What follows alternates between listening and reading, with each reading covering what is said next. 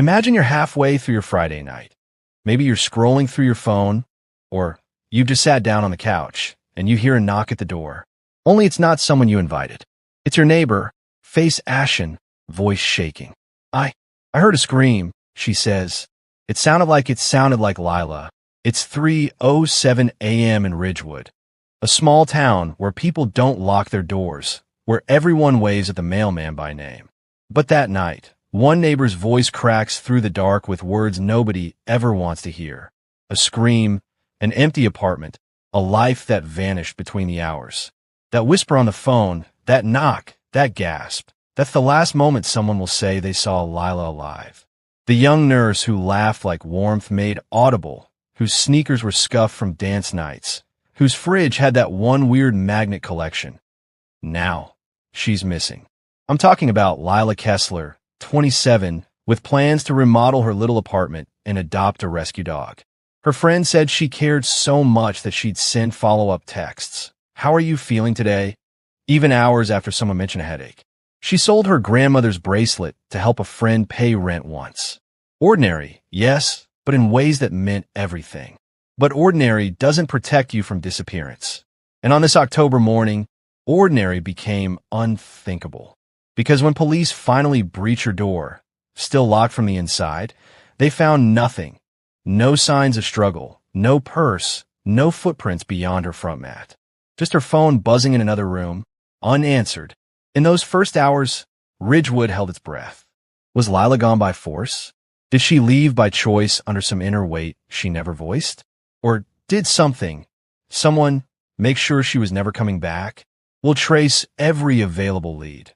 The silhouette in the alley, the duffel bag that appeared by the river, the broken text to two men who once knew her. Arcus Hale, co-worker, someone she trusted enough to share midnight coffee runs with. Daniel Price, her ex, tangled in emotional residue nobody spoke of aloud. Both will be under scrutiny, and both will raise new questions each time police think they've found an answer.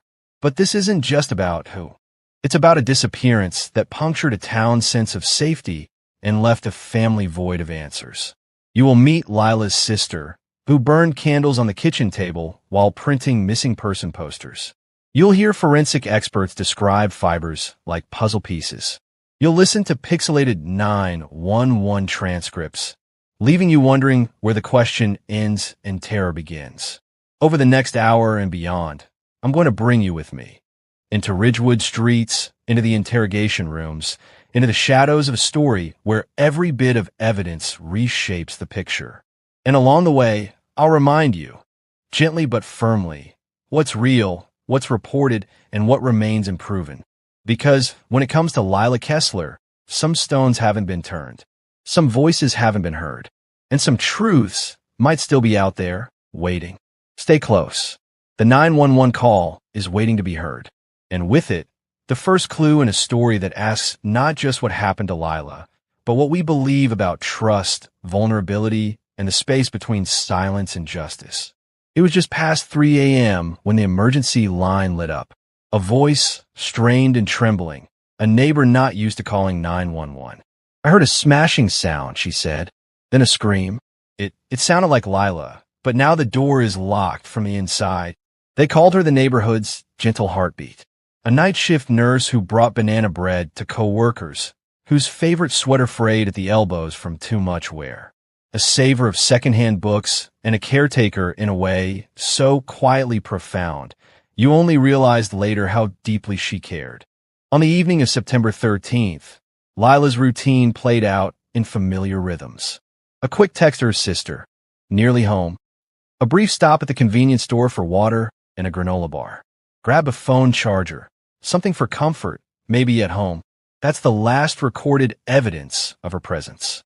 By morning, the reality of her disappearance settled in. Lila's silver Honda Civic sat in its usual spot, keys still dangling from the ignition, purse still on the passenger seat. But her phone was gone. It was as if she had walked away without planning for it, or been led to leave it. The apartment door was locked from the inside, the kind of detail that stops investigators cold. No broken windows, no signs of forced entry. just a locked threshold and the knowledge that whatever took Lila away did so with precision. Soon, Ridgewood awoke to whispers. On Facebook, "Is she okay?" Someone posted, "Missing.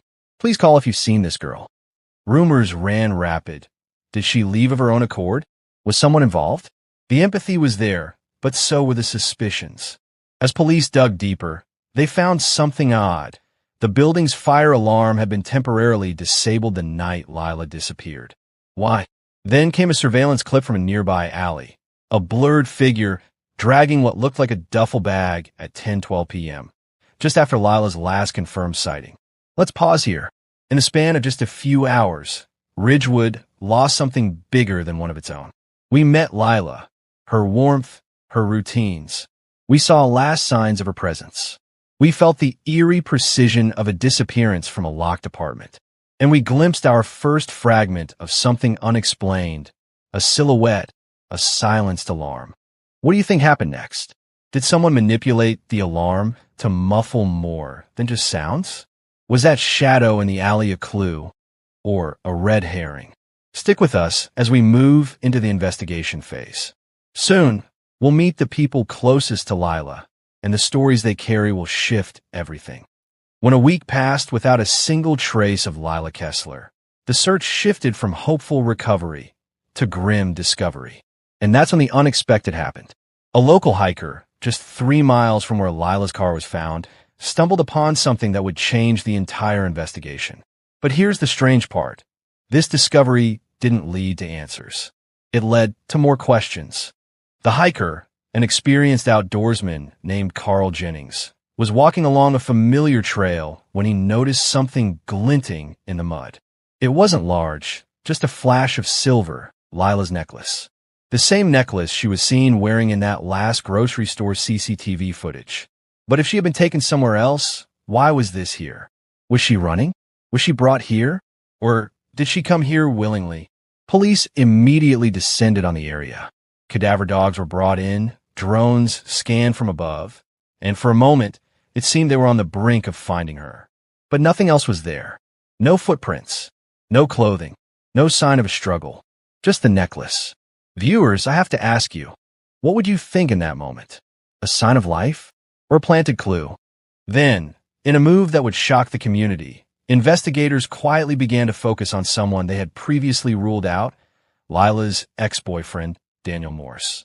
He had an alibi for the night she disappeared, but phone records painted a different story. At 3:07 a.m., the exact time her phone went dead, his phone pinged off a tower less than 2 miles from where the necklace was found. Why was he there? And why had he never mentioned it? When police questioned Daniel again, his story shifted. He claimed he had gone out for a late-night drive to clear his head. But here's the thing. Security cameras along the main road didn't capture his car that night. So where was he driving? And more importantly, was Lila with him? The more investigators dug, the more inconsistencies they found. Daniel had searched online for hiking trails and secluded spots near river just 2 days before Lila vanished. He had also deleted text messages between them from the week prior. Friends described their relationship as complicated. One even recalled hearing them argue about money days before she went missing. But here's the twist. Just as the case seemed to be narrowing in on Daniel, another lead blindsided investigators. A woman in the next county reported seeing someone matching Lila's description alive and getting into a dark SUV at a gas station 3 days after she was last seen. If that was true, it could mean everything they thought they knew was wrong. So, I'll ask you, do you believe this was a coincidence? A case of mistaken identity? Or was Lila really out there, moving through the world while the entire community searched for her? When investigators received that tip about the dark SUV, they thought they had struck gold. A living sighting of Lila Kessler, just days after she went missing. It was the glimmer of hope everyone desperately needed. But hope can be a dangerous thing in an investigation. It can lead you forward or lead you astray. The witness, a 52-year-old woman named Sharon Whitaker, insisted she saw Lila. She described her as looking tired, pale, but unharmed. The SUV was described as black or dark navy, with tinted windows. But here's the complication. Sharon couldn't remember the license plate. And the gas station's security cameras? They were broken that night. Convenient, or purely bad luck. Investigators canvassed the area, pulling footage from nearby businesses. They did find an SUV matching the description, passing through an intersection minutes after Sharon's sighting. But the driver was a man in his 40s, alone, and there was no sign of Lila. Could Sharon have been mistaken? Or had someone else been in the SUV earlier? And here's where the timeline fractures. Phone records revealed that Daniel Morse, Lila's ex, was nowhere near that gas station. In fact, he was at home, asleep, according to neighbors. So if this SUV was connected to Lila's disappearance, was Daniel no longer the prime suspect? Or could he have had help? Friends of Lila began to whisper about someone else, a name that had never been in the headlines before. An old co-worker, Miles Brennan. He had been fired from the same grocery store Lila worked at months prior. He reportedly had a fixation on her, one she never fully reported to police. Why? Was she afraid it would make things worse? Or did she not take it seriously enough? When detectives reached out to Miles, he was evasive, claimed he hadn't seen or spoken to Lila in over 6 months. But his work records told a different story. He had taken off work the day she disappeared, and his phone? Completely turned off from midnight until 6 a.m. that same night, exactly during the crucial window of her disappearance. Viewers, what would you think in this moment? A terrible coincidence? Or the first sign of a hidden truth? Detectives now faced a chilling question. Was this about jealousy, revenge, or something darker? Because with every new lead, the truth about Lila's disappearance seemed to be slipping further away, like smoke through their fingers. For nearly 2 weeks, the investigation seemed trapped in a cycle of dead ends and second-guessing. Leads came in, but none stuck, until a local hiker stumbled upon something in the deep woods just outside town, something that would turn this case upside down. The hiker, an experienced outdoorsman named Greg Halloway, had been walking a trail about 4 miles from Lila's home when he noticed something odd, a patch of disturbed soil near a stream bank. It wasn't just the ground that caught his attention, but a glint of something metallic buried beneath leaves and mud. Greg brushed the dirt away and froze. There was a cell phone, waterlogged, screen shattered. He turned it over and saw the faded sticker Lila's friends instantly recognized from her social media posts. It was hers. No question about it. But here's the chilling part. Lila's phone had been missing since the night she disappeared. Why was it here? And why did it show signs of being deliberately smashed? Was someone trying to make sure no one ever read what was inside? Detectives bagged the phone and brought it to forensics. But recovering data from a water-damaged, physically broken device is a slow and meticulous process. Days went by, and while they waited, they sent search teams back to the woods. That's when they found something even more unsettling. About 50 yards from the phone's location, hidden under a rotting log, lay a woman's scarf, torn, muddy, but unmistakable. It matched the one Lila was last seen wearing on security footage from that night. Was this a sign she had been dragged into the woods? Or had someone planted it there to mislead investigators? Now imagine you're an investigator here. You have a phone, a scarf, and a suspiciously close location to both. What's your gut telling you? Is this where Lila's trail ends? Or is this just where the killer wanted you to look? Then the forensics lab called. The phone had been partially restored, and on it, there was one final outgoing text message, sent at 12:47 a.m. on the night she vanished. It read, simply, "I think he's following me." But here's the nightmare. There was no contact name, just a phone number. And when they ran it, it wasn't registered to Daniel, Miles, or anyone in Lila's circle. It was a burner phone, untraceable, disposable. Whoever had it knew exactly what they were doing. The burner phone changed everything. Up until this point, the investigation had been a game of shadows. No solid link, no smoking gun. But now, detectives knew one thing for certain. Lila had been afraid, and whoever she was afraid was close enough to follow her in the dark that night. Narrator. The question was, who was the he she mentioned? Was it Daniel, the boyfriend whose story still had gaps? Miles, the ex who couldn't seem to let go? or someone nobody had even considered yet. Detectives decided to revisit the original interviews. This time, they pushed harder. Daniel's calm, almost rehearsed responses started to fray. When asked about his whereabouts between midnight and 1 a.m., his voice wavered. He claimed he was at home, asleep, but his phone records told a different story. Multiple location pings putting him on a road just a mile from the woods where Lila's phone was found. Unless he was there, Daniel said he went out for a drive to clear his head. But detectives knew this was their opening. They leaned in. Daniel, were you following her that night? His answer? A shaky no. I was just worried about her. Worried? Or obsessed? And if he was just worried, why didn't he call her or check in with her friends? Why follow her in silence through the streets until she disappeared into the darkness?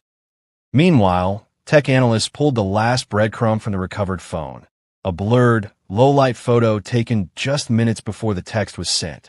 It showed a tall figure in a dark hoodie, partially turned away from the camera. The timestamp? 12:46 nachts, 1 minute before the message. Detectives placed the photo in front of Daniel.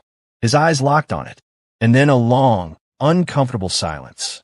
Have you ever watched someone's face when they realize their secrets might not stay hidden? It's the kind of stillness that tells you the truth is closer than ever. But before Daniel could crack, something happened that no one expected. The burner phone's number pinged again. It was active, and it wasn't Daniel's. Someone else was still out there, using it. The burner phone was supposed to be a dead end, a relic from the night Lila vanished. But now it had come back to life. The number was active again, sending out brief, cryptic text messages to an unknown recipient. Each one was only a few words, but they all felt like warnings. The first ping placed the phone in the back alley of a run-down apartment complex. By the time officers arrived, it was gone. The second ping, a convenience store parking lot, 2 miles away. Again, the phone slipped through their fingers. But the third ping? That's when the game changed. The signal was coming from a quiet suburban street. One detectives knew very well. It was the home of Miles Bennett, Lila's ex-boyfriend. Miles had been interviewed early on. He seemed heartbroken, cooperative. He'd even provided an alibi. But the truth? His alibi was built on the word of a single friend, a friend who, under pressure, finally admitted he'd lied. So why hadn't they looked harder at Miles before? Was it because Daniel seemed like the more obvious suspect?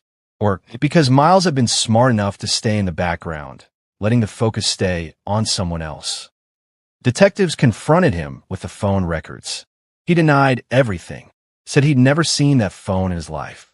But when they asked if they could search his garage, his calm demeanor shattered. He refused. No warrant? No entry. So they got one. And when the team returned, what they found inside that garage was enough to turn the investigation into a nightmare. In a sealed box, tucked behind old paint cans, was a black hoodie. The size matched the figure in Lila's final photo. And inside the pocket, the burner phone, the same one that had sent the last message before she disappeared. But here's the thing. The phone's photo gallery wasn't empty. It contained pictures taken after Lila's disappearance. Photos of a wooded area, a pair of women's shoes half buried in leaves, and something else. Something blurred, red, and far too human to ignore. At that moment, detectives knew two things. 1, Miles was lying. 2, if they didn't move fast, whatever happened to Lila could happen to someone else. When detectives examined the metadata of the phone's photos, their worst fear came true. The images had been taken just 48 hours ago. That meant Lila, or at least where she had been, was still within reach. The wooded area in the pictures was unfamiliar to the local officers, but to one detective, it rang a bell. He remembered a missing persons case from 3 years earlier, where a woman's body had been found in the same type of terrain. That case had never been solved. Could it be the same killer? Could Miles be connected to more than just Lila's disappearance? And if so, how long had he been doing this? The decision was made. This was now a rescue mission.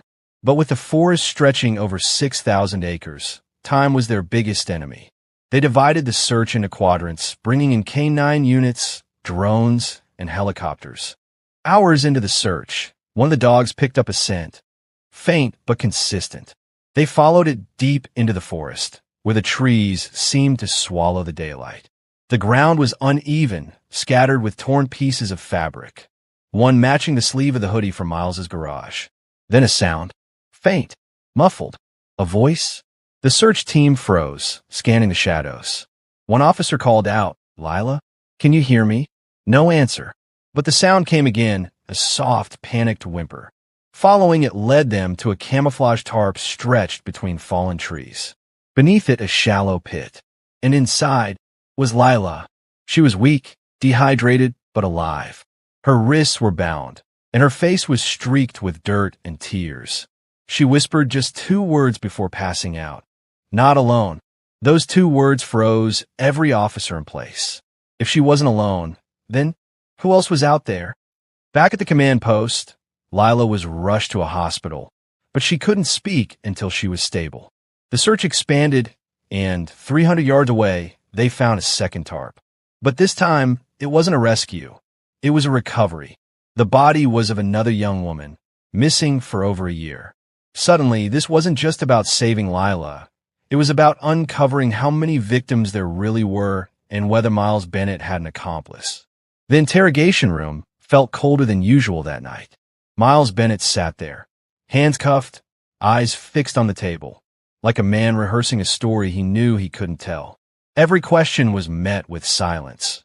Every photograph pushed in front of him only made him smirk. But detectives had an advantage. Lila had woken up, and what she remembered would turn the case on its head. She told them she'd been kept in that forest for nearly a week, in a crude wooden shack built into the hillside. Miles was there, but so was someone else, a man she'd only seen once before, when she was leaving her night shift at the diner. She remembered his face clearly, and it wasn't the face of Miles Bennett. This changed everything. If Miles wasn't working alone, then there was still a predator out there, and he knew the police were close. Detectives dug deeper into Miles's background and found an unexpected connection, a former cellmate named Derek Halloway. Derek had been released 2 years earlier, had no fixed address, and just happened to disappear from public records around the time the other woman in the forest went missing. Could Derek be the mastermind, using Miles as bait? Or were they partners, feeding off each other's cruelty? The search for Derek became a manhunt. The FBI joined the case, and every abandoned cabin, trailer, and storage unit within 50 miles was raided. But Derek was always one step ahead, almost as if someone inside knew their every move. Then a break, a trail camera deep in the forest captured an image of Derek carrying a backpack just 3 nights earlier. The direction he was headed? Straight toward an old mining site shut down since the 80s. Officers moved in at dawn, sweeping through the abandoned tunnels. The smell of decay was overwhelming, and in the beam of a flashlight, they saw it. A wall covered with photographs of missing women. Dozens of them. And in the center, Lila's picture, circled in red ink. But Derek Halloway was nowhere to be found. The tunnels had a second exit, one that led into miles of wilderness. By the time they found it, Derek had vanished. And with him, the answers they so desperately needed.